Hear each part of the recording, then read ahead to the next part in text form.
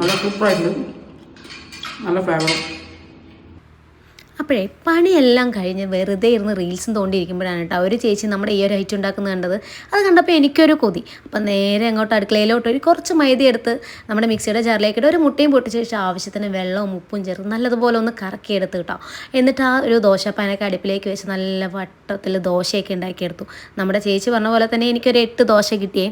ആ 8 ദോശയും ചുട്ട് മാറ്റി വെച്ചിട്ട് കുറച്ച് സവോള ചെറുതായി എന്നത് ഒരു പാനിലേക്ക് ഇട്ട് അതൊന്ന് മൂപ്പിച്ചെടുത്ത് ഇഞ്ചിയും വെളുത്തുള്ളിയും കൂടെ ചേർത്ത് അതൊന്ന് മൂപ്പിച്ചെടുത്തതിന് ശേഷം നമ്മുടെ പൊടികളെല്ലാം കൂടെ ചേർത്തിട്ടൊന്ന് നല്ലതുപോലെ ഒന്ന് വഴറ്റിയെടുത്തു. അതിനുശേഷം നമ്മൾ ഉപ്പും കുരുമുളക് പൊടിയും ചേർത്ത് വേവിച്ച് വെച്ചിരുന്ന ചിക്കനാണ്.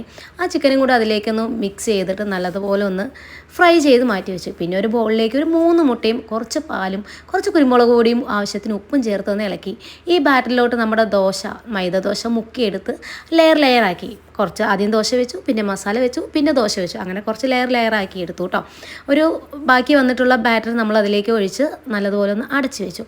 അങ്ങനെ അതൊരു 20 മിനിറ്റ് കുക്ക് ചെയ്തതിന് ശേഷം സംഭവം റെഡി ആയിട്ടാണ്. നല്ല ടേസ്റ്റ് ആയിരുന്നു.